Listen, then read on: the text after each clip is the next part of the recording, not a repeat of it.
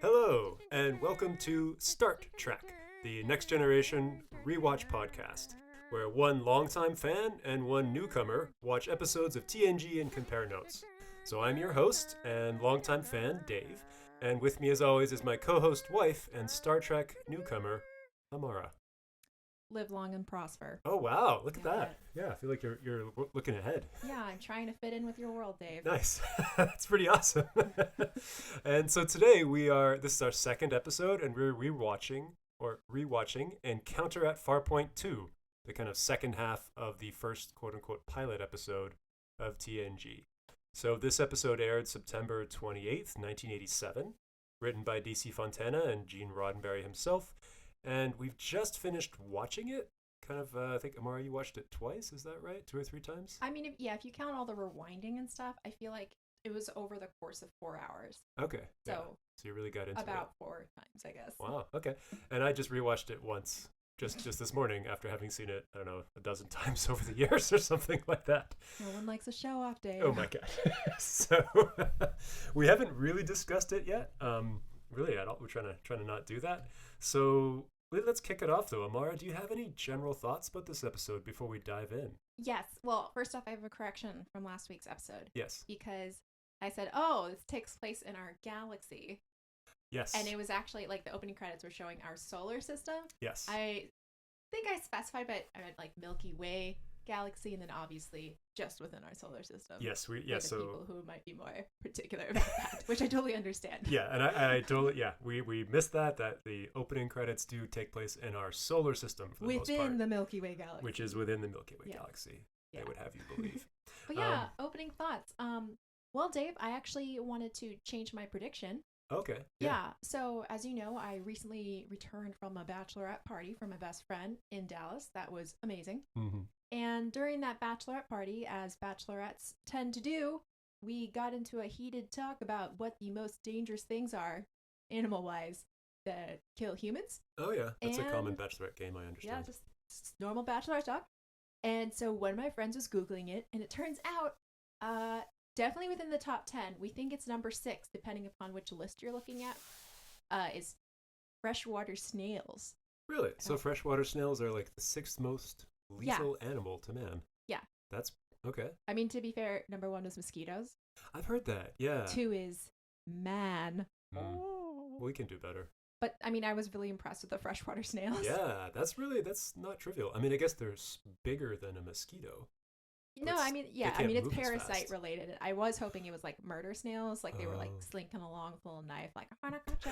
But no, it's parasite related. Oh, so you like eat them incorrectly or whatever, and yeah. So I've decided, in honor of that bachelorette party, that I'm officially changing my guess as to what's happening at the Farpoint station, which station isn't a Farpoint, to freshwater snail control. Okay. In honor of my weekend. Okay, so yeah, I think that's a good lead into the first thing I just wanted to go over, which was your predictions from the last episode. Yeah. So just very briefly, you had one prediction that Data will turn evil. Yes. You had another prediction that Data has some sort of emotion dial somewhere. Yes. And you had another prediction that Miles Edward O'Brien is a secret double agent and or incompetent. Which one's Miles? He was the curly-haired Irishman that was in the red shirt on the battle bridge. Still, okay. All those are still solid. Still holding up. Yeah, still holding up. And you had a former prediction that the mystery of Farpoint Station is related to a wish-granting alien of some sort, but now that's been amended to murder snails. Yeah, murder snails. Okay, so how... Okay, well, I guess mind control snails. Oh, so like the snails are controlling people's perception that they're getting what they want? Yeah, any of my peeps from like the 90s, early 2000s who read Animorphs will get it. Okay. Keep your ears covered while you're sleeping. Sneak in. Control your brain. Oh, right. Wow, I feel like I really missed the boat on that. But, yeah, you did, Dave. All right. Well, let's get into it then with Encounter at Farpoint Episode 2 or Part 2. So like this is a two-parter. As some of y'all may know, this was actually aired at the same time as Encounter at Farpoint 1. It was a two-parter, like 2-hour kind of launch on television in 1987. So despite that being a continuous release with like 2 hours, they still did a summary in between the 2 episodes, right? So if you're watching along with this or you're just going by your memory, this starts off with a summary where you have the energy net that's chasing the Enterprise. You got Q, or as Amara's been calling him, Space Hamlet. Space Hamlet. That's not going to change, by the way. Oh, good. Dressed in a Columbus outfit. They have that super warp chase, right, where they're running away from the energy net thing, the little ball. They do an emergency saucer separation before ultimately Picard on the battle bridge surrendering to Q, right? Then Q then transports them into this funky court where we have just a wild cast of characters on that court. Q ultimately agrees to test them at Farpoint Station to determine humanity's worth. Riker is suspicious about how well suited Farpoint Station is to meeting the needs of people. Picard decides to proceed as planned and go ahead to Farpoint Station. And I like the end quote there from the summary where Picard says, "If we're going to be damned, let's be damned for what we really are." Yeah. And then we continue on to this. That's how we start every night drinking. Right, friends? Nice. Speaking of which, yes. Today's drinking game is whenever, I couldn't come up with a better one, y'all, but whenever Sexy Boots feels something and vocalizes it. Okay. All right? Yeah. It's got a lot of feels in this one. Those of you that have not listened to our first episode, Sexy Boots is Counselor Deanna Troi. She really pulls off those boots. Yes. Well. And I'm very envious of that. So, Amara, did you have any thoughts about this brief summary? Okay, well, first off, I love the summary. Yeah. And the first thing they say, after the summaries, it's 11 hours or something. I didn't write down how much time has passed with no issue. So I don't know if this just speaks poorly of me for thinking this, but in my mind, I'm just well, hold up. If they win by not doing anything, why don't they go talk with Dr. Crusher? Everyone just has some opioid fun for the next 12 hours or whatever they have to do. 13 hours? And then they're done. They crushed it. But I believe figuratively and literally. Q at the end, he says, at the end of the previous one, says, if you don't solve the mystery within 24 hours, you'll have summary judgment against you. Well, never mind. Okay. Okay. And also, when they're talking about different energy things. Yeah. I believe they say geothermal energy. Yeah. And how is that traded on the black market? They have an excess of energy. We're gonna maybe they're selling it off. I'm not sure. So I guess, they refer to this planet Deneb 4, I think, as having an excess of geothermal energy. Yeah. I'm not sure how you would, I guess you just package it into batteries and then sell it out. Oh, that makes sense. I just pictured some guy holding a bucket over a volcano vent and being I'm not going to catch the steam. Count it up and send it to Deneb 3. Yeah, it's weird. I mean, I guess at this point, 1987, geothermal energy was maybe relatively new. I don't know much about it, honestly. But I would think that the energy they get from the dilithium chamber and that they use to power their starship, that's going to be much more efficient than just hot earth energy, right? It's a little silly, but Right. Also, I wanted to note that Picard was a bit uppity because he's just we have to see if this base is up to Starfleet standards. Yes. And it's okay, calm down a little bit. That's uppity. There were several moments in this episode where I was just whoa. Yeah. Starfleet's uppity. They are kind of uppity, yeah. But they're the primo space exploration group of. I disagree. People. Strong disagree. Space Hamlet is the primo. Okay. Obviously, he's the alpha. But he is also pretty uppity. Yeah, but he's hilarious and he wears amazing clothes, so he can be. You would be disappointed if he wasn't uppity. Anyway, do you want to go ahead and... Yeah, so in this first scene, we've got Riker and Picard. Picard is suspicious and he really wants to meet this Groppler Zorn guy face to face, right? So they exit the ready room, the little office, and Picard runs in, or they see Counselor Troi, and Picard introduces Riker to Counselor Deanna Troi, aka Sexy Boots. Okay, sorry, I have things in between this. Okay. All right, so just first off, when they're debriefing, right? So Riker and Picard are talking, and I assume they're in Picard's office. Yeah. He says some things that I was this is really weird. All right, so basically he's trying to say no harm, no foul, but the way he worded it was super weird. And it was magical attempts to please us. If only every life form had as much desire to please. And while he says that sentence, he's staring at a fish. Yeah. So in my mind, I'm is he wanting the fish to walk on land? And the fish is just looking at him I can't do that, bud. Yeah. We've been over this. I just thought it was really strange that he was making eye contact with this fish. That's like his relaxing fish. It's like the fish is just over there relaxing him. But like just to like look at the fish and say, if every life form had as much desire to please. Like the he's fish casting is like, I'm trying my best. He's casting a guilt trip on the fish. Exactly. So yikes. And then and the fish is just like, I can't walk on land, John. Get over it already. It's starting to get weird. This is a hostile work environment. That was my thought. Okay, sorry. Yeah. All right, continue. Yeah, so Riker and Troi are kind of reunited, and I guess as soon as Troi sees Riker, she starts beaming like telepathic thoughts into his head.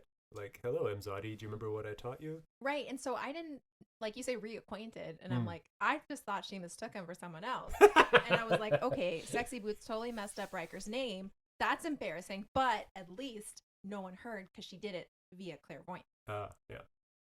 Yeah. Well, no, I mean, I guess and then we find out, no. Yeah, that they actually knew each other for quite some time. And then I was like, oh, damn, is this like a weird thing where she can see everything on his mind? Yeah. Weird. And then my final thought was Imzadi. Okay, that sounds like a cult leader name. I'm into it. I would like paraphernalia, please. It does, though, right? I guess I can see that. Imzadi, I could totally see that being a cult leader name. Yeah, I can see that. I mean, actually, as I remember, Imzadi is something, it's like Betazoid for beloved or something like that. It's like a term of endearment or... Are you giving me a spoiler right now? I guess I was, yeah. Oh, crap. Well, that explains... Okay, I have a lot of notes on how he's standing way too close to Sexy Boots for the rest of the episode. Well, you notice as they walk into the turbo lift and like Picard says something like, it's always great. Like, obviously, you two know each other. It's always great when my officers are aware of each other's capabilities. And they're just in the turbo lift and he's staring straight ahead and they are like making eyeballs at each other. I think I was too preoccupied with that poor fish. It's not obvious to see that. That poor fish is like, I'll never walk, John. Okay. So they beam on down to the planet so Picard and Zorn can talk about basically coming to some sort of agreement. And Zorn is initially put off because Picard has brought Troi, a Beta Z, a mind reader, to this meeting, and Zorn is asking like, why did you bring Troi to like read my mind or whatever? Right. Okay. So Groppler, aka Macbeth Witch #1, is anti-Betazoid and racist, rude. Yeah. And also, so just to be clear, outside of the Farpoint base, they show us the bandy living situation. Yes. Yeah. And it's very clear Starpoint is like the 1%. Yeah. Or if we're talking like in sci-fi movies like Oblivion or not Oblivion, Elysium. Yeah, they're yeah. living in Elysium, and then everyone else is stuck on Earth when it's like gross and overhead. That's the rest of the bandy civilization. Yeah, it's like pretty sad. They don't really get into this too much in this conversation or anywhere else, but like you've got these people that built this amazing station, but they're living in like mud huts basically. It's very clear. It's like Farpoint Station, 1%, and then it's like, traitors. But also like it's not obvious looking at Troi that she's Beta Z, right? There's like no markers on her. She just looks like a human. Dave, I don't know what a Betazoid should look like, and also how racist of you to assume they look different. But like a lot of like obviously Klingons look quite different, right? Yeah. Yes. Oh, I saw one in this episode. Yeah. Worf. Yeah, he's here. Oh. Yeah. Wait, who? Lieutenant Worf. Again. Yeah, that's the guy with the ripples in his forehead. Yeah, that's He's a Klingon. Vulcan? He's a Klingon. Oh crap! I'm mixing up Vulcan and Klingon. Sorry, I saw a Vulcan. In this episode? Yes, in the background. Like one of the crew members was Vulcan or something. Oh, very cool. Yeah. My bad. So getting back to the conversation, Picard is basically asking Zorn, like, can you show us your construction techniques so we can help build more of these bases? And Riker kind of chimes in about maybe doing some sort of trade so you could show us or give us some engineers and architects for a little bit. They'll show us your techniques and we can come to some sort of arrangement. And Zorn basically isn't going for it and kind of threatens an alliance with the Ferengi. Right. Okay. So at this point, Dave, let me tell you, I was taken aback. Yes. Because I did not know that this was a thing in the Star Trek universe. Ferengi or Ferengi, depending upon where you are regionally, in like North Africa, where I like traveled to different places. So like Kenya, Ethiopia, and then in some places in the Middle East, depending upon if they're using the Amharic or Arabic version of the word, just means foreigner. Yeah. So when you go there, like if you're obviously a foreigner, which like, you know, my 6 foot tall white ass is very clearly foreign. Oh, so you heard this a lot. Oh yeah, in I got reference to yourself. Ferengi like all the time. Like kids would point at me and say like Ferengi. So yeah, so I was just like, the hell is wrong with this guy? Like, why does he hate like foreigners? And I was like, where's this going? And then I was like, wait, have I been secretly insulted for years? And I actually did look it up because I was very concerned that I just been called something horrendous for years without realizing it. But no, it does mean foreigner. Huh. And it's not an insult. So in this case, as we'll see in a couple episodes, the Ferengi are like this other race of people that are kind of synonymous with business. Yeah. So they have this little conversation about maybe doing some sort of trade, and then suddenly you have another classic Counselor Troi senses something moment, and oh, there we go. Okay. And she senses, as she says, pain, loneliness, despair. And Picard decides, let's adjourn this meeting. There's obviously something fishy going on with this Farpoint station. We're going to dig into it. And ultimately decides, let's go back to the ship and probably going to send an away team down to Farpoint station to snoop around a little bit, right? Yeah, and also I would like to point out that Macbeth Witch #1 has a lot of gall because he uses the term luxurious. And I'm like, bro, do you see how your own people are living? Yeah. Like, let's not throw down words like that. Yeah. And also that I did say that Sexy Boots is basically like a bootleg Miss Cleo. Oh, Miss Cleo today. Sexy bootleg. And then it turns out Ferengis are cannibals. Really? That's implied. Yeah. They they definitely say like, oh, if you're more willing to work with someone who will eat people, blah blah blah. Like there's that line. Eat people. Eat I missed people. that.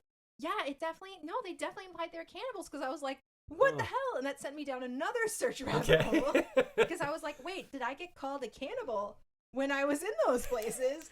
Not cool. So should we add this to the list of predictions that Ferengi are cannibal, or do you want to give I think that like Starfleet's just straight up racist between this and the Betazoid stuff. Like, she's only one half Betazoid, so it's okay.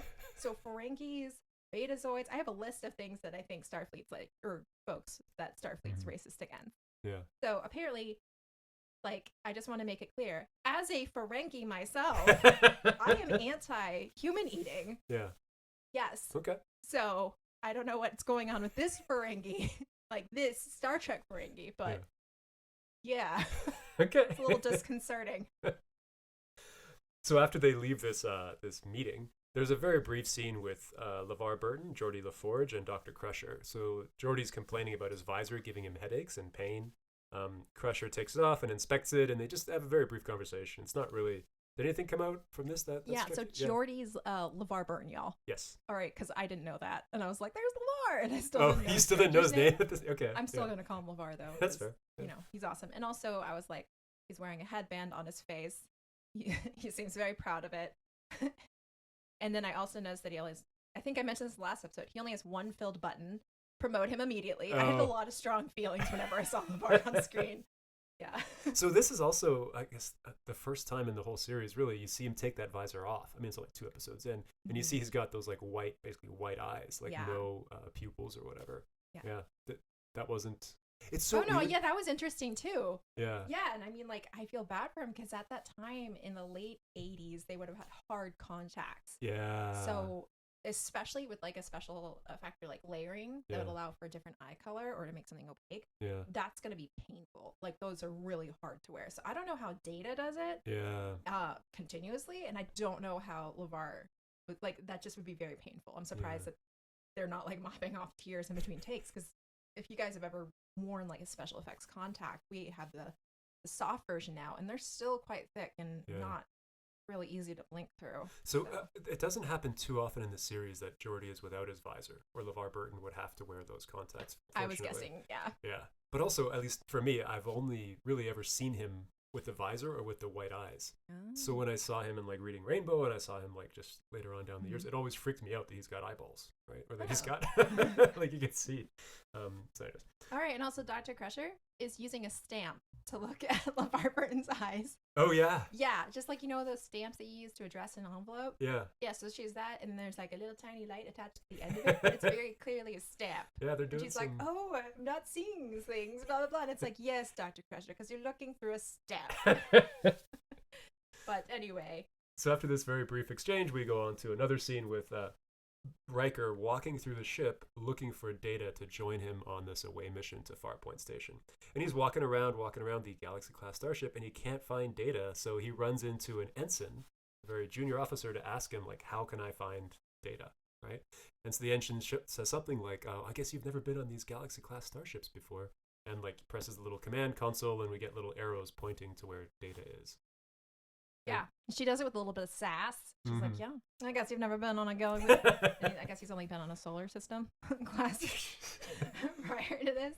And so, yeah, I wrote sick burn ensign. Ensign? Because he was an ensign, or she was an ensign, right?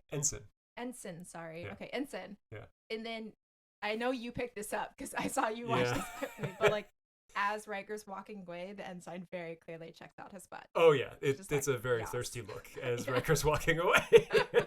And I was like, "You going somewhere?" Right. So the ensign points him down the hallway, and he follows the computer's commands and gets to the holodeck. Yeah, he gets to the holodeck, but let's talk about those commands because as someone who struggled with their left and right hands growing up as a left-handed person, but I could write with both. Yeah. So people kept saying like, "Hey, which hand do you write with?" And I would switch up whichever adult was telling me. Yeah. So eventually I just became more like left-handed.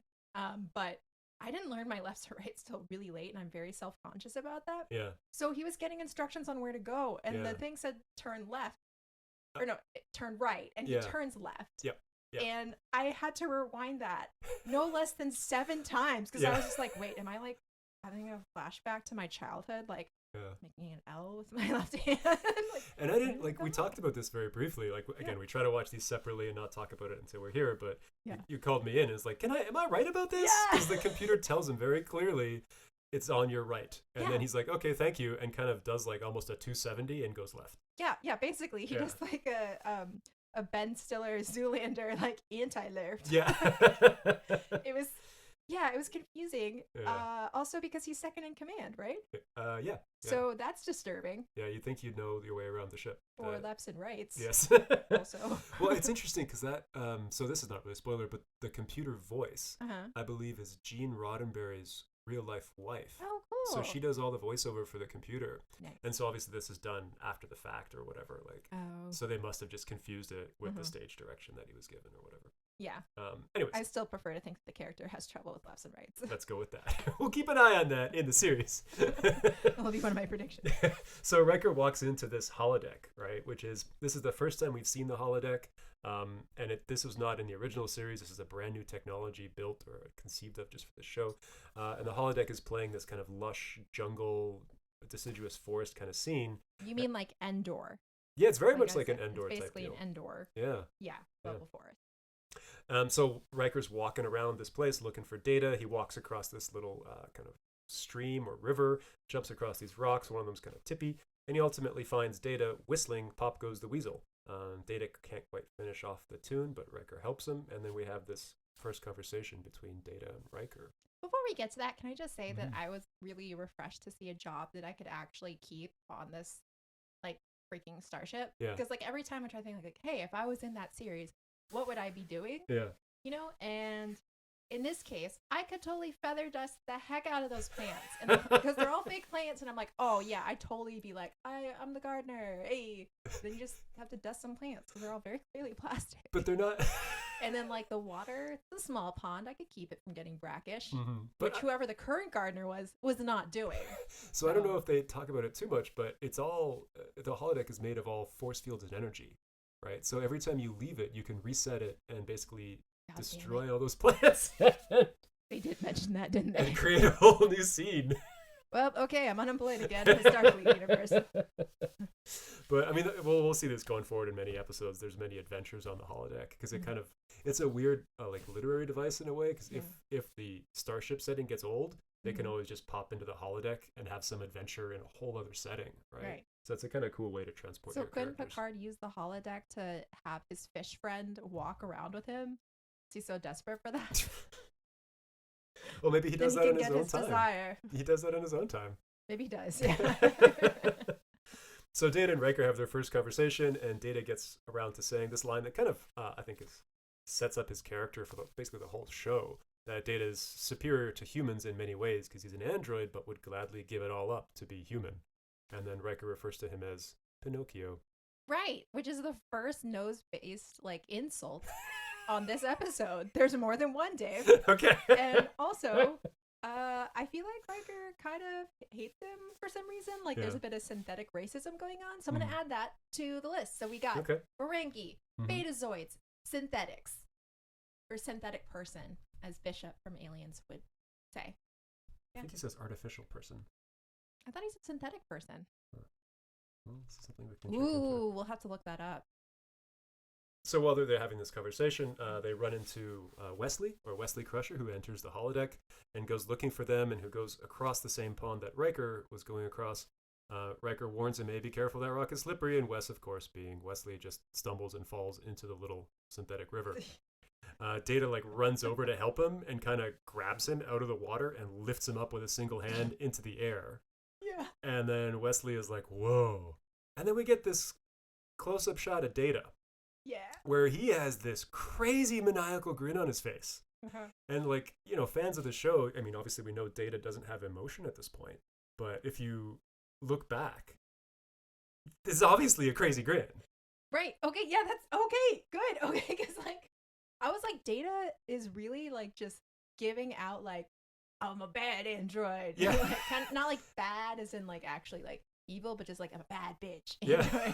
Vibes this entire scene because he's being all sassy with Riker, and then at one point he hucks a rock behind Riker to show it's a hologram wall. Yeah. And I'm like, oh, bad to the boat for throwing a rock at a probably expensive piece of technology. That's pretty badass. And then I have literally the comment, "Damn it, Wesley," which is where he falls into the water, like you said. Mm-hmm. And and I also have that. Yeah, so I think unless I'm mistaken, perhaps Data and I share that we both hate the precocious child trope, and that is an evil grin, and that Riker should not leave Wesley alone with Data, please. Okay. And wait, if he's supposed to be emotionless, why is he grinning like that? Yeah. I'm very perplexed. I don't understand the androids in the Star Trek universe. Yeah, I that's a great question, and he a great point too. And we saw this in the first episode where I think I made a comment how Data makes a joke when they see Q appear as the judge, right? And he leans over to Picard. He's like, "At least we're acquainted with the judge, Captain." You either have emotion or you don't. You can't be throwing in the jokes and then having this maniacal grin. And I've forgotten all these kind of hiccups over the years, right? So this is all really kind of fresh to me to watch back and see where they're still developing the character and making the rules for Data, Well, I think hopefully our audience will appreciate this if you happen to dislike the character of Wesley already so much. I actually wrote an epilogue for him already. Okay. And that was the last the crew saw of Wesley, as the brackish water harbored a dangerous foe, an amoeba that crawled up his nostrils and ate his brains. Alas, poor Wesley. Oh, so not quite a murder snail, but a murder amoeba got in there. Yeah, even worse, even lamer. He doesn't deserve a murder snail. Well, that's one of Wesley's many possible endings, which sadly did not happen. Okay, yeah. And then speaking of Wesley, they're all exiting the holodeck. The holodeck. Yeah. And why is he still so soggy? That's a great question. As someone who lived near a pond and has an older brother and was shoved into aforementioned pond many times by aforementioned older brother, the first thing you do is wring out your shirt. When you fall in, especially if it's fall, or you're wearing a heavy sweater, you wring out the sweater. Yeah. Because otherwise you're just dripping everywhere and you're weighed down and it's gross. And this Wesley kid, just no basic manners or just know-how when it comes to ponds. But I mean, also this is a deeper question about how the holodeck works, right? Because in principle, it's supposed to be, this synthetic matter created by force fields and photons, and they're kind of somewhat vague about how it's actually done. Oh. But the stuff that actually gets created in the holodeck can't exist off of the holodeck. Yeah. And so they're either making water out of the transporter, which is real water and wet, in which case it would persist out of the holodeck. Right. That's one view of it, which was consistent with what happened here. Or that it's synthetic water created by photons and force fields. It's not really clear how that happens. But as soon as it leaves the holodeck, it should dry up instantly. Damn it. So if that's the case, then my brain-eating amoeba would also not exist. Unless the damage is done inside the holodeck okay. by the synthetic amoeba force fields and photons. And so we'll see over the course of the series, this one and many others, sometimes they're pretty consistent, but sometimes the interpretations of the way they do it change. Okay. Sometimes things persist, sometimes they don't. Especially, first episode, I kind of give them a grace, but okay, yeah, fair enough. So then we cut after Wesley embarrasses himself in front of Picard by Who dripping has water. no time for his shit. He does not. He does not have time, and I loved that. He runs I a was tight like, ship. Yes. So Wes is now in sickbay talking to his mother, Dr. Crusher, and asking for a look at the bridge. And Crusher's like, well, you're asking for a lot of trouble, but I'll see what I can do, kind of thing. Yeah, and at this point, Wesley points out that they have a low-gravity gymnasium, to which I say, what is the point? Why would you want a low-gravity gymnasium? Isn't that like a problem for the astronauts? Like, their like their bone density decreases because they don't have gravity in space. So like they come back and they're like really fragile and have to like, kind of rework their muscles and stuff. But in this case, I mean, in their world, they've got I think it's already like anti-gravitational or gravitational plating. So like all the decks in the ship have gravitational like waves coming out of them to mimic Earth's gravity. So it's just for fun that they have a low gravity gym? It's just for fun. Or for people like me who want to pretend they don't have shrimpy arms? Exactly. Okay. Yeah. All right, then I'm into it. I think it'd be a lot of fun. Respect. Yeah. You like jump 20 feet in the air like that. Yeah, cool. and I could totally like bench press more than 20 pounds. Yeah. Nailed it. So they have this brief conversation in the medical bay, and then we cut away to another scene. Now we're looking at the away team led by Commander Riker onto Farpoint Station. So we got Tasha Yar, we got Geordi LaForge, we got Troi and Data all in the away team, kind of moving around Farpoint. Yar, Geordi, and Troi decide to... I have one more thing to say. Oh, yes. I'm so sorry. No. Okay. I did have a note that said, did that little amoeba-infested punk call Picard a pain? He did say Blast that. him out of the airlock. To Wesley, or Wesley said that to Crusher. Yes, Dr. and then Crusher. and then I also said, why does this little kid feel entitled to see the bridge? What a presumptuous little jerk. Yeah. I hope that amoeba is making swift work of his brain. Yeah. Yeah, if only we were so lucky. So anyway, sorry, I didn't mean to interrupt you, but I just really wanted to point out that he's being like just really presumptuous. Yeah, he's kind of what's the word? Precocious, I guess, but maybe a bit stronger than that. Precocious child trope. Yeah. Okay, sorry. Anyway, back on Farpoint Station. Yeah, so we've got our away team. Wes is back like thousands of kilometers away, and we've got Yara and Geordi. Troi decide to go check out the basement, or I guess Riker sends them to snoop around, and they find themselves in this kind of underground caverns in the basement, while Data and Riker are kind of cruising around the mall where they run into those like people that selling the cloth and all that kind of stuff. So the lower team in the basement there, Yara, Geordi, and Troi, they find a bunch of weird stuff in the walls. I mean, they're just walking down these empty hallways, and Geordi's having a hard time describing what the materials are and the construction techniques. And then ultimately, Riker, through the comm system, orders Troi to open up her mind and start to see if there's any presences nearby, right? Right. And I also love that Levar says, like, it's a material I've never heard of. And he's, like, pointing to plastic. Yeah. And I was like, hey, Levar, take the headband off your face. But also, I mean, yeah. No, I know, suspension of disbelief. No, I appreciate this. No, I was going to say, like, it's very clear when you're looking in the basement scene, there's, like, what looks like concrete, but let's say it's not. And there's, like, metal beams, but again, let's say it's not. And there's a floor. Like, it's multiple different materials. Yeah. It's not like this one thing. But right. And then also, if they can press those Star Trek logos on their uniforms and communicate, why the crap did Riker do that whole, like, where's Data? Oh! Yeah. Like, wouldn't that be consistent with the solar system class ships that he came from, I'm assuming? No, I mean, you're absolutely right. Like, later in the series, what they do is they just press the button and say, Riker to Data. And we'll, like, transfer your call. Yeah. Yeah, but I guess we wouldn't have been introduced to the holodeck. That's part of that whole, like, pilot thing. Yeah. All right, and you could also, to be devil's advocate, you could argue Riker wanted a chance to walk around the ship more. Oh, yeah, that's true. And turn the wrong direction. Yeah. Or meet Data face to face. Yeah. Anyways, so Troi opens up her mind and begins to feel this pain again of this horrible loneliness. And Riker and Data directly beam down to the basement to talk to Troi one-on-one and kind of calm her down and stuff. In between this, we go back onto the Enterprise bridge where Dr. Crusher and Wes, I'm going to call Dr. Crusher from now on. Okay. And Wes, just to make it clear, even though they're both Crushers. Yeah. And Wes and Crusher kind of get onto the turbolift to go onto the bridge. The door opens, and Picard, I guess, sees Wes and is like, what the hell are you doing here? What's going on? Or something like that. Right? Yeah. So I would like to point out that the turbo lift you referred to is what I referred to as the decapalift in the first episode, and I believe that even his mother was tired of him, and this is about to go a dark place. So I guess in the first episode, there was that lift initially in the engineering section, which has no walls. Yeah. Right? It's just Yeah, an exactly. open platform. This thing at least is like a self-contained little pod that when you're whipping through the ship, you're not going to get decapitated. Ooh, I disagree from the continuity in the first episode. Okay. Because I think like Picard or Riker took it from the base all the way up. No. Oh, so he got onto multiple elevators and we just didn't see that? He would have gotten off and gone onto another. Damn Yeah. it. Okay, I thought that like Dr. Crush was just like, yeah, sure, kid, go fasten this No. with this lift. No. Well, we'll see I a lot know of how these to turbo cure brain lifts. amoeba, and unfortunately, there's only one way. So yeah, and also, Mhm. I'm sorry, but who does that at a new job? Like, oh, you know what? I'm gonna go into the CEO's office and bring my little kid. That's a very good point. Like, that's really freaking rude. That's Dr. a very Crusher. good. I mean, at this point, like we kind of learn this as we go through that Crusher and Picard know each other, right? They've got a history going back a number of years. So it's not like you're brand new in here, but that's a really good point. It's like your first day on the job or whatever, even though you know the person, like. Oh, but he's not in the office. He's standing in the hallway. Yeah. Shut up, Dr. Crusher. Yeah, so I thought that was really rude.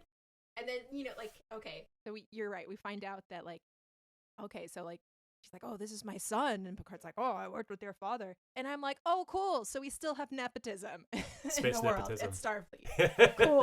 Cool. That hasn't died. Space nepotism. So Picard does invite, after learning Wes is a Crusher, invites him onto the bridge and walks around. And Wes has one of these really quintessential Star Trek, here's what future fashion is going to look like. Oh, yes. Kind of sweaters on. That is just grossly impractical. Like, Yeah. he's got these huge billowing, like, folds and these giant sleeves Y'all, at the bottom. I have a photo of myself in the very same sweater. You're kidding. Except not the same color. They're called Coogies, Dave. And believe it or Coogies? not, Coogies, Coogi. Okay. They were all the rage in the late 80s and Really? early 90s, made famous by no other than Biggie Smalls. Oh, yes.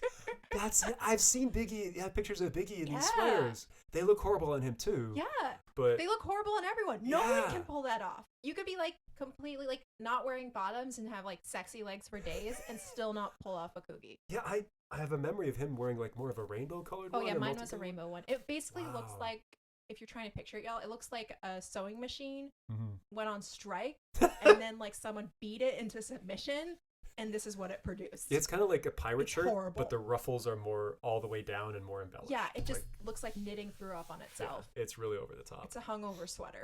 Like, it's just bad. And most of the time, they're multicolored. Wesley Luffy was spared that horrible embarrassment, which I still have those photos, Yeah, and had one that was just like a nice dark green. yeah. So, lucky him. So he's walking around the bridge, and we get like a West POV point of view, and everyone in the ship is eyeballing him. Or everyone on the bridge is staring at him as he His walks around. Horrible sweater. Yeah. Oh, yeah, so I did write down, so Worf agrees with me. He totally has I had to work years to get here, and this little crotch goblin shows up, look on his face. And he is not about Wesley. He's just like, Yeah, who are you, you little punk? yeah. Like Worf is kind of notorious for his scowls. Which I was happy for, because I'd feel the same way. You gotta work from the ground up, and this like little Nepo kid comes in with an ugly sweater, and it's just like, almost in the captain's chair. Yeah, so Picard gets him to sit down in the big chair, which normally he doesn't really do that, and starts showing Wes like control panels and stuff. And Wes is that kind of know-it-all, like, oh yeah, I know what this panel does, know what this panel does. He's interrupting Picard, to be Yeah. fair. He's interrupting his mother's boss. Yes. Everyone's boss. Yes. Which, again, manners. What the hell? I mean, I understand med school or veterinary school, whichever kind of Dr. Crusher is probably a veterinarian because she has to teach she has to treat multiple species. Yeah. Yeah, I understand that's really hard, and maybe you don't have time to teach your kid all the manners, but maybe like a crash course Yeah. wouldn't hurt. Don't interrupt the CEO. Don't interrupt the captain. And so while Wes is sitting in the big chair, we get like a beep, beep, beep, beep, beep, beep, which is a perimeter alert. And Wesley yells out, "Perimeter alert, Captain!" And Picard basically loses his shit and is like, "Get out of the chair, get off the bridge." Right? Yeah. So it turns out this perimeter alert is triggered by a ship approaching the Ooh, planet. But you forgot, so they're like getting off the bridge, so it's both like his mom and like Wesley. Oh, yeah. And his mom's like, well, he was right. It was a perimeter alert or something to that effect. I was just Yeah. like, that you missed the point entirely here, lady doctor, you need to work on your child's manners. I never really thought about it from that point of view of this is day one of the job. Yeah. Yeah. Like, yeah, that's pretty funny. No, like, I mean, I feel like millennials get fired for much less. So this perimeter alert turns out to be a new ship approaching the planet. Picard tries to recall the away team and puts this new vessel on the main viewer, and I swear to God, this thing is just basically a UFO. Like, yeah. It's just a giant saucer with a big purple dot in the middle. It's a bigger, fancier saucier. Yeah. And then I had, does Picard feel shit envy? They do mention this new vessel is, 12 times their volume or something like that? And after I think it's Data who says that, Picard kind of looks like he's scowling. And I'm like, is that like your resting face or are you scowling? Ship envy. So with this new ship, this giant UFO in viewer, Picard does the usual Star Trek thing. He tries to hail them, gets no response. He brings up his shields, bring the phasers to the ready. And then Picard tries to hail or get in touch with Grappler Zorn on the planet to figure out, does Grappler know anything about this new ship that's appeared? Mm-hmm. And Picard specifically asks him, is it possible like this new ship could be Ferengi? And Zorn basically says like, oh, the whole Ferengi thing was just a bluff. We never contacted them. I have no idea who this ship is. And so then this new UFO ship sends out like a purple-red scanning beam to scan the Enterprise. Right, so I thought that was a tractor beam, and I was like, oh, dang, it's got the storage space for an Enterprise? But it was just a scan. You're just right. a scan beam, yeah. So while this is going on kind of in orbit, we get our point of view flung back down to the basement where the away team is there, right? And at this point, they've lost contact with the ship. So we go back to the people in the basement are trying to find their way up. The people back on the bridge in orbit get no response from this new UFO ship. They can't scan through it or detect kind of any emissions from it.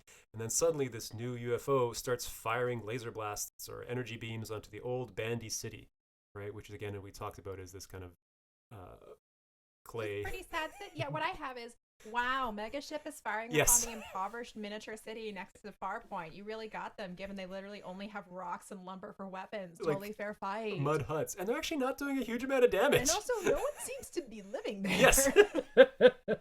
But yeah, it's like, what are they going to do? Like, hurl terracotta pot shards at the spaceship? Like, yeah. how is this fair? But also, when Levar's in that tunnel, he's like, this is stone. Oh yeah, so as the away team is making their way out of the basement, suddenly, Geordi's like, oh, this is suddenly stone, like they're out of the freaky area, right? Yeah. And back into That's why normal he area. said that. Okay, I was just like, oh yeah. Finally, we're admitting the glasses aren't actually helping. Oh. You can feel that it's stone. Good for you. Like just because he's got his hand on it. Like, yeah, okay.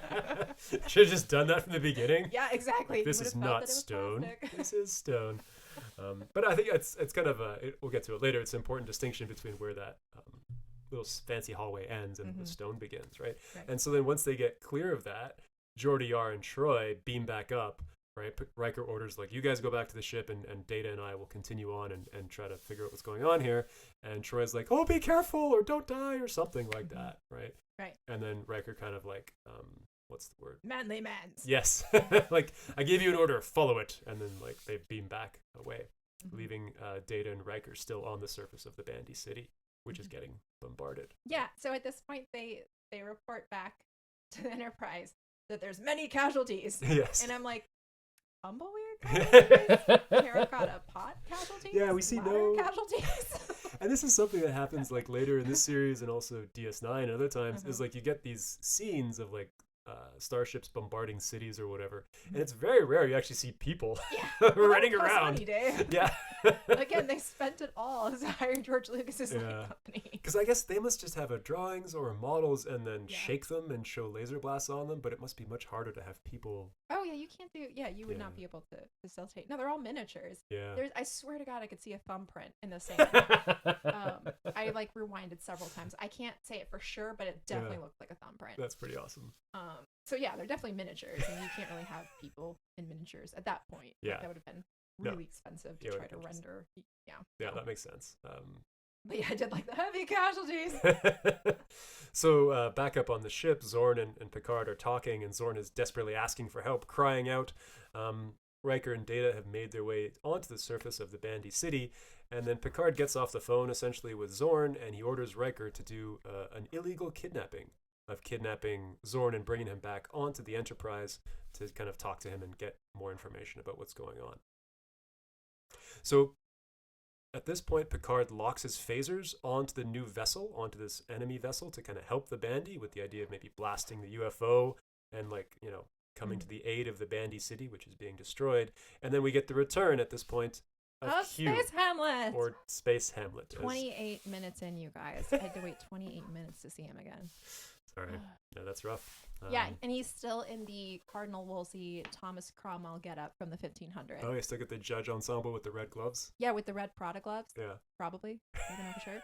And so at this point, I'm like, oh, so I guess, like, maybe the costume department coming out of Jean-Luc Picard or Patrick Stewart's room is, like, kind of waiting. Yeah. And all the Shakespearean outfits he brought. And he's like, oh, man, I only brought 6. I don't have enough for this. So they're just saving the others for later in the episode or just in a different episode altogether. Yeah. Yeah. So, Oh, and he's wearing lip gloss. oh, he is. We added that to the makeup. Oh, I was wow, like, oh, just that's a good addition. Every Nice time touch. it just escalates. It does. So Picard tries to order Q off the bridge, and Picard and Q get into this argument. Q basically saying, well, of course, as soon as you see new aliens, you're going to resort to violence, right? You're going to start blasting them with your phasers. And Picard responds that actually he's protecting the Bandy, right? That he needs to preserve these people, and actually talks to Dr. Crusher briefly to make sure she's getting ready to go render aid to the people on the surface. Right? So he's not going to fire on the new vessel, but he's going to try and protect the Bandy by jeopardizing his own ship. So they try to do this, but the helm is not responding. The ship can't move. They're locked in place. Mm-hmm. And this is where there was this second comment made about a nose, Dave. Oh. Did you nose I did. I'm sorry. I everyone. missed it. Okay, so Space Hamlet mocks Picard's nose. Does he? Yeah. Oh, he says it's as plain as the nose on your, like, primitive face Your or primitive face. Yeah. Yeah, and I'm like, okay, weird fixation on noses again, screenwriters, but Picard has a lovely nose. It is a better nose than Space Hamlet's, objectively. I would argue that Space Hamlet's dependence on physical insults actually makes him less civilized than Picard, because everyone knows that's what you do when you're losing a fight. You're like, oh, your mom is so ugly, or whatever, you know, your face is so ugly, your nose is ugly, you know. So I mean, right there in my book, Picard and his crew have won, because So Picard's not mocking Space Hamlet. Q is resorting to like an ad hominem attack that's Exactly, pretty base. Dave. Yeah, Way to interesting. class it up. Getting some use out of my philosophy classes. So we go back to the planet, right, where we see, like, Data and Riker have been knocked over by an alien UFO phaser blast to the Bandy city, and they're kind of covered in dust, and then Data kind of does this very robo sit-up where he, like, shoots up and then stands up in very robotic kind of terms, helps Riker to his feet, and then they bust through into Zorn's office and find him cowering beneath his desk, right, asking for help. Zorn gets up as Data and Riker come into the room, and Zorn is about to explain the whole situation to them, apparently, but then gets transported away by some energy beams, right? And it's a painful transport. It does not seem to be pleasant. It does not seem to be pleasant. And also, I just wanted to say, shout out to Aquanet, because Data's hair and Riker's hair looking great after that attack. They've got smudges on their face. Their uniforms are all dusty. But wow, that hair is stiff. It's not going anywhere. Good job, Aquanet. So what is Aquanet? Well, Dave, I'm glad you asked. Okay.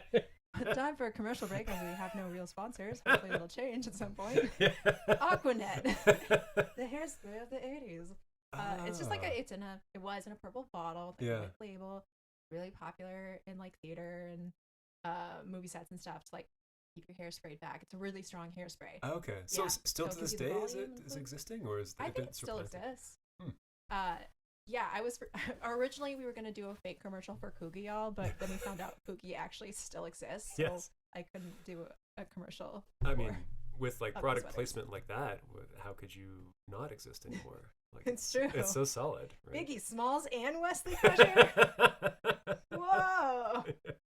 Yeah, it's funny they start with Wes, and then, like, this Will Wheaton isn't taken off. Let's go in another direction.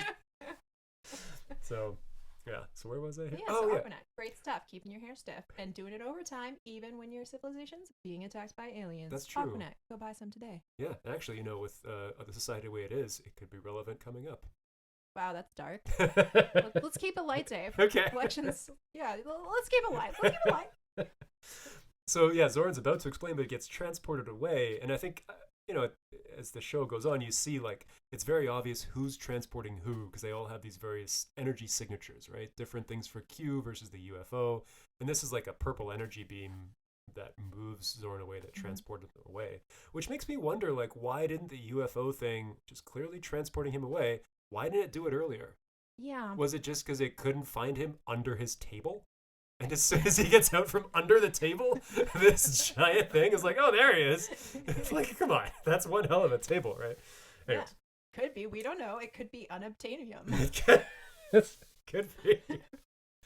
So now that the UFO has transported Zoran away, we go back to the bridge, and suddenly Troi feels this enormous sense of satisfaction, right? And Data and Riker beam back onto the bridge, and they come on through the side. And Q is still there baiting Picard into actually attacking or beaming on to the UFO to figure out what's going on. Go over there and attack it or get aggressive or whatever. And Riker seemingly plays into this. He wants to go over there as well and investigate what's going on in this UFO. Yeah, okay. I'd like to point out, though, that they had time during this crisis for Riker and Data to both shower and wash their faces and read the Aquanet. Yeah. So way to have your priorities straight. Civilization's being bombed. And then it was like, boom. They did a little refresher and then went over. Yeah. And then also, I love how Worf's face is like, yeah, it's totally cool that Space Hamlet invaded the bridge, but God, do I despise nepotism babies.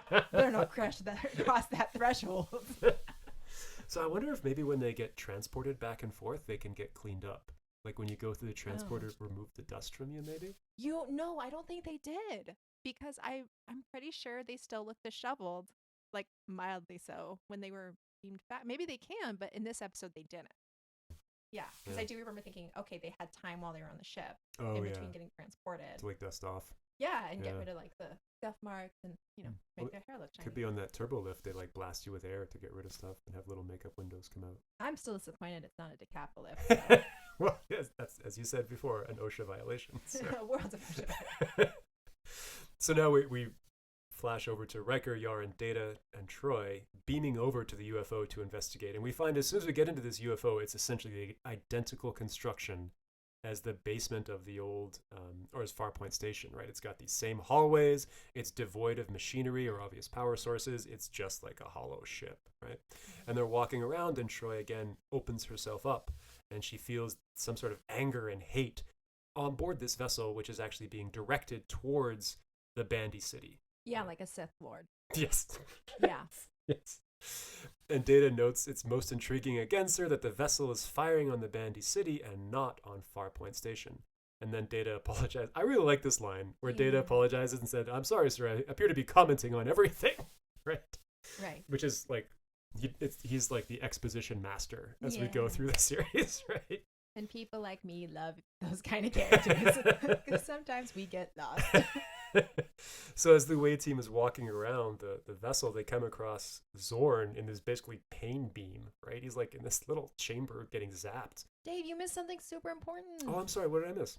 Riker called Data his friend. Oh, okay. In response to like Data being like super verbose with exposition. Yeah. Riker's like, don't you step, my friend. That's and Data's true, happy. He smiles slightly. He does slightly smile. Yes, Yeah, and again. it was so cute. And I was like, oh, they're becoming friends. And again, like we talked about this before, it is the first couple episodes and seasons, like finding out what are the rules for Data, right? Right. And, yeah. Oh, also, I'd like to just say that blonde badass has like no lines this entire episode. But of everyone in that crew, she's the one that I would cleave to. Like, I'd feel most protected in her shadow. Yeah. Everyone else would be like, eh. No, Tasha is awesome. Yeah. Tasha. That's her Tasha name. Yar. Okay. Yeah. No, she's fantastic. Yeah. What was I? Okay, so we're at the energy field, like a foreign energy field. Oh, yeah. So Groppler Zorn is in this pain beam, right? Getting zippy zapped by purple energy. Yeah. Data and Riker are like, all right, let's free him. They pull out their little tiny phasers, blast the little beam of energy holding Zorn, and Zorn drops down onto a cushion, apparently prepared for him to fall into it. So politely so. Yes. Yeah, so they have the science to disable another foreign energy field, which I hope whoever developed that got like a Nobel Prize in Starfleet or whatever the hell entity gives science prizes and stuff to. And then also the alien ship is torturing Groppler, but is kind enough to have positioned him over a mattress. Yes. So when he falls, and it disengages, he doesn't hurt his back. Yes. That's a thoughtful torture. It is very unclear why that came to play like that. Yeah. Yeah. So we go flashback onto the bridge, and again, Q appears and starts talking to Picard, and Picard is trying to get his away team back, but he can't reach them, and he's really worried about them, right? They're out of communication. They're trapped over there. Picard asks for help from Q. Yeah. And Q basically offers, if you help me, I'll do whatever you ask. Right, but you're forgetting something. Oh.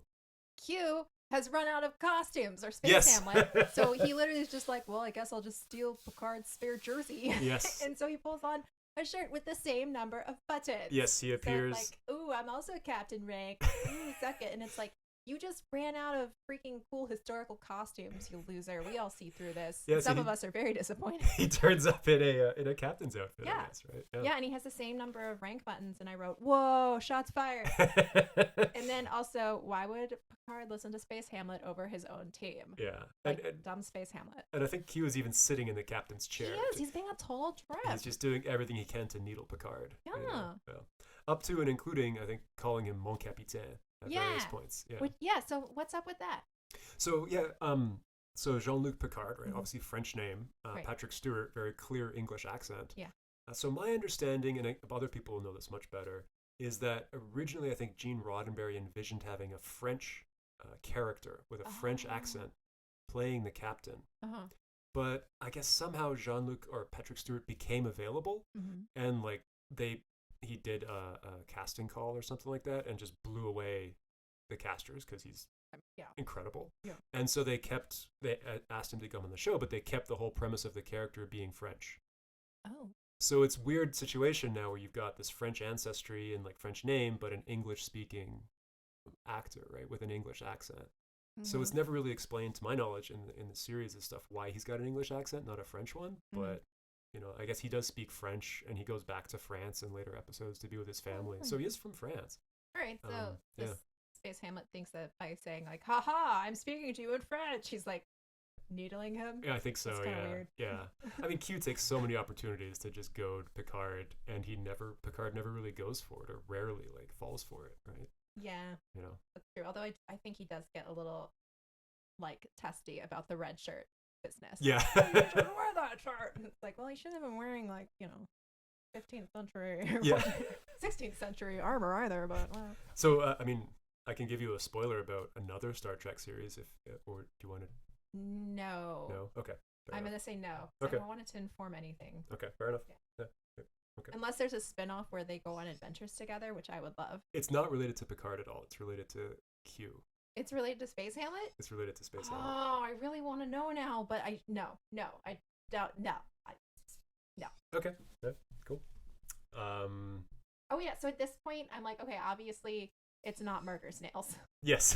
At this point I think we can dispense with the murder snail hypothesis. Yeah. So Picard basically offers to help Q and will do whatever he wants if he can just rescue his people who are in trouble.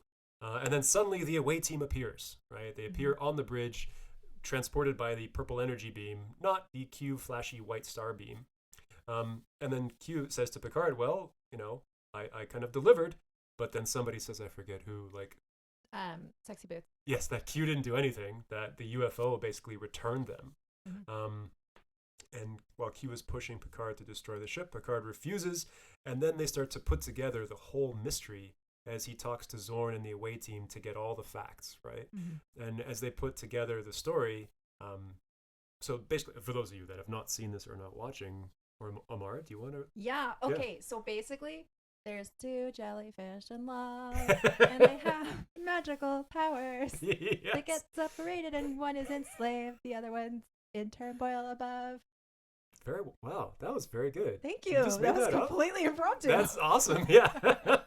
That's basically it, though, right? Yeah, they got these two They're space mega aliens. giant jellyfishes. Yeah, and I guess they have the power to convert energy into matter and vice versa, which is how the one alien on the ground made this Farpoint station to this really high standard, because it was taking or being fed the geothermal energy from the planet. Which is torturing it. Like, it was causing it pain somehow. It's bad. I think also they were only giving enough energy to keep it alive and to make stuff, so it was starving. Okay. And then it made the station, and then you have the other alien, the jellyfish, Mhm. which is the UFO, looking for its mate, right? Right. And so this is the whole mystery. Also, I don't want to get like political here, but I Mm. just found it interesting that they chose the colors blue and pink to represent the jellyfish. Oh, I guess they kind of did, didn't they? They did, and I was like, Yeah. okay, are you gonna add like a little bow to the pink jellyfish so we can be sure that's the female jellyfish? Yeah, because interesting. Yeah. So my next comment was, so Space Hamlet was gonna let Picard commit jellyfish homicide. Yes. So again, how does he have like the higher moral ground? I don't think he ever does. Okay, Space Hamlet is the worst, and also a total hypocrite. Yeah. Just yeah. Like I mean, we'll get into it more as the course of the series and stuff unfolds, but yeah, he pretends to have. I guess he holds human beings to a standard much higher than he himself ever follows. Yeah, for sure. So Picard asks Zorn if he has ever captured anything like this new space jellyfish, which is the UFO turns into the space jellyfish. Picard asks Zorn if he'd ever captured anything like that. Troi and Data lay it out and piece it together, as we were just talking about, that there are two creatures, one imprisoned on the planet and another in space, and the Bandy had captured that first one, used it to build their space station. So Picard decides to order an energy beam down onto the Farpoint station that gives the space jellyfish enough energy to kind of convert back into its natural form and flee and come back into space and be reunited with its other space jellyfish friend. Right. So a couple of comments. First off, the Weather Groppler doth protest too much.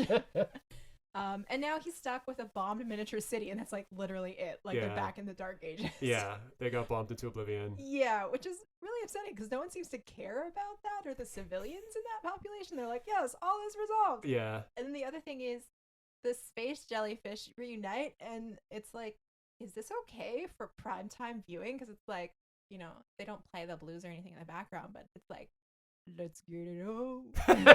The jellyfish tendrils are touching, and you're like, my virgin eyes. That was a very erotic moment, yeah, especially for those people interested in tentacle-related things. Yeah, exactly. And also, Sexy Boots is mind spying on the jellyfish and smiling like a little pervy smile. And I'm like, stop that, Sexy Boots. This is an intimate moment for two long-separated jellyfish loves. So yeah, the one jellyfish comes up and starts holding hands or holding tentacles with the other. And as you say, Troi says, reports a feeling of great joy and gratitude. And then the space jellies fly away, right? Yeah. So after the space jellies fly away, Picard turns to Q and tells him, get off my ship. And Q basically leaves, but will not promise never to return. Yeah, I'm so excited. I wrote, yay! Space Hamlet may return. I am psyched. Hopefully this is season 2 when they have more money for costumes. Well, actually, he'll return in season 1. Oh, so he still probably raided something from Patrick Stewart's suitcase. It's like, I still have one more outfit to my Macbeth. We'll see.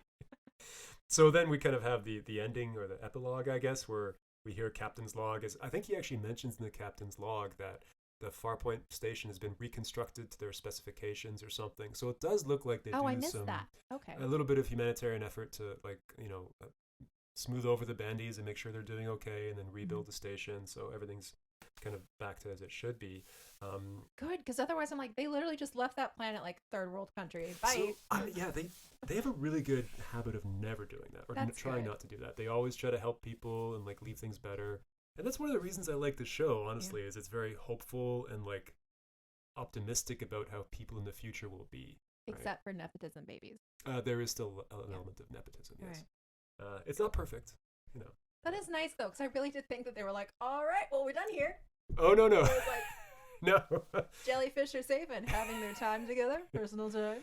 Yeah. And we've basically fixed the problem. They just left the bandy people with like their little broken terracotta vases and electricity, and they're like, oh. No, this is not like a Zap Brannigan kind of situation. They do help the people. Yeah, and then so Riker says to Captain, as they're all on the bridge, Riker says to Captain Picard, he's concerned that this is how their missions will usually go. And Picard says, oh no, I'm sure most will be much more interesting. Let's see what's out there. Engage. And then you have Okay, so I have a question, because he calls Riker number 1. Who is number 2?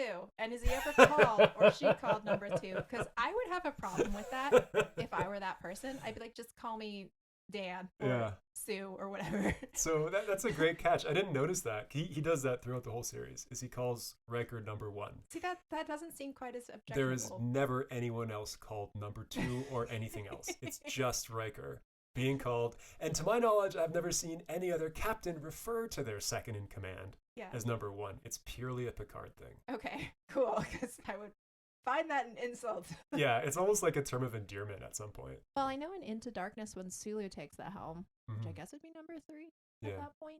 Yeah. He's not referred to as number 3. No, I think it's purely a Picard thing, a Picard Riker thing, as far as I know. I don't know. I mean, people can correct me if I'm wrong or whatever in the comments. I think I've heard them say like number 1 on the J.J. Abrams series. Okay. Yeah. But yeah, I don't know about that, and I don't remember that from the original Star Trek. Yeah, no, definitely. I think like 5 episodes I saw. Yeah. Okay. Yeah. So did you have any final thoughts about this second episode of TNG? Yes, I did. First off, Picard totally has 2 car consoles on his chair. He's like, yes, he does. One up away from the audience and pick up the car console. No wonder Wesley can navigate it so easily. Like a thermos of tea in there that he pulls out. Exactly. And then, okay, so I had a couple conclusions. So just to sum up, the show's writers seem to have nose insecurity.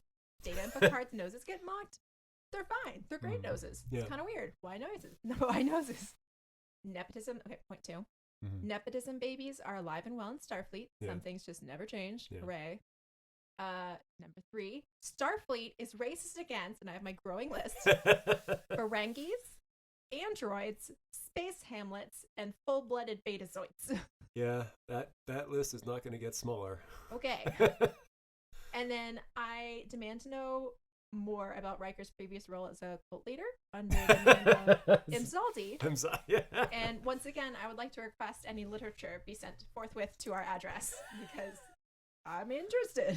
Number 6 is the people demand more Levar. Give us Levar. That's just everyone. Oh, yeah. All the people. Yeah.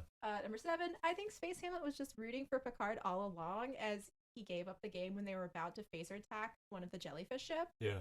So I think he actually was maybe just double checking, and he wasn't actually an antagonist. He was secretly rooting for Picard, testing his mettle to make sure he was worthy. Interesting. Yeah. So because he kept saying ooh, fired up on the ship, yes. I was trying to goad him, and it's just that's too obvious. So I don't know, this starts to get into a little bit of a spoiler, but I guess we can make a note that you think that Q or Space Hamlet has I think he's chaotic good. A grudging respect for Picard. Yeah. Is that fair to say? Yeah. Begrudging respect, and also that he's actually chaotic good. Okay. All right. We'll put that on the official list of predictions. Thank you. And I think also your prediction about that you made earlier, that it's the initial one, not so much the murder snail prediction, but I got swayed by that bachelorette party and drink day. What can I say? That initially there was a wish granting alien was actually not that far off, right? I mean, you have these aliens that can read minds and then produce things. But jellyfish never entered my thought. Yeah, space jellyfish, not the typical thing you jump to for that sort of thing. So I do have 3 other comments. Mm-hmm. Okay, for conclusions. Number 8. Do you need a cleft chin to be a leader in Star Trek? Riker, Picard, Space Hamlet, Groppler Horn, and maybe Worf all seem to have them. We can't really tell for sure with Worf, though, because he has a beard. Yeah. So they all have cleft chins. Yeah. Do the jellyfish now owe Picard a favor? That'd be really cool, because they seem really useful. Yeah, no, that would be pretty cool. I'd like to see them in the future, and I hope they're doing well. But keep it PG, you guys. So that's it, yeah. You know what? They should re-release this episode, but blur over where Like the a tentacles censored, touch. yeah. I would be on board with that. Also, can we just censor Sexy Boots' face? Because enjoying it a little too much there. So from my point, I really liked rewatching this. Again, there were some things that as a longtime fan I had forgotten or don't really resonate, like we talked about Data being not quite setting the rules for him. But it's also a kind of a quintessential Star Trek episode in that there's a space mystery that they solve by expanding their minds to some extent. Yeah. I mean, I was thinking about this the other day, that a lot of the Next Generation is a little bit like Black Mirror. Oh. In that you're kind of pushing your mind a little bit and thinking of new possibilities, but it's way more. It's also set in the context of that time and that generation. Right. Right. So Black Mirror now is very much a dystopian kind of. So thing. we're thinking Twilight Zone. Exactly. Yeah, exactly. And this is built in the optimism largely of Gene Roddenberry, but also at the time that humans are going to do super well in the future, and we're just going through space, expanding our minds with different. Sorry. Well, in the Star Trek lore, humans do go through a period of turmoil before okay. ultimately establishing Team Termite. Yeah. So. Oh yeah, where's my umbrella without the actual umbrella fabric? Sadly, that did not make a reappearance. I need it. It did actually come back in the previously on Star Trek. Oh, that's true. Yeah, in the summary. Yes, in the summary. Yeah. And I was really happy that clip made it in of the audience. They could have picked anyone. It was like lady with the umbrella. Yeah. Cool. Oh, very cool. All well, right. you know who I'll be in that turmoil situation? The lady without the umbrella fabric. Okay. She just seems like she has direction in life, Dave. I don't know. I feel like there's a lot of unanswered questions that went into that umbrella. So that is it for our second episode, Encounter at Farpoint Station 2. Mm-hmm. So yeah, next week we'll be back with another episode. I believe the third episode is The Naked Now, if I remember well. So check us out at starttrek.com. That's starttrek.com. All right. Well, thank you everyone for listening. Yeah, we really appreciate your listening to us and taking some time. And if you have any comments, please leave them on the website or get in touch with us. Mm-hmm. And we also have another podcast called Anecdotes for Awkward Folks. True that. Yeah, which is hosted by Amara and co-hosted by me, but it's basically the same thing. So yeah, have a listen to that if you're enjoying this. And otherwise, we wish you a super awesome week. Yes. We wish your week to be free of space Hamlets. Yes. Who judge you at every opportunity. Undisturbed by space Hamlets. And also unmolested by space jellyfish. Yes. And that all the fish in your life, should you want them to walk, will walk. So hopefully at least some of those will come true. Yes. Have a good week, everyone. All right. Goodbye, everyone. Bye. Bye.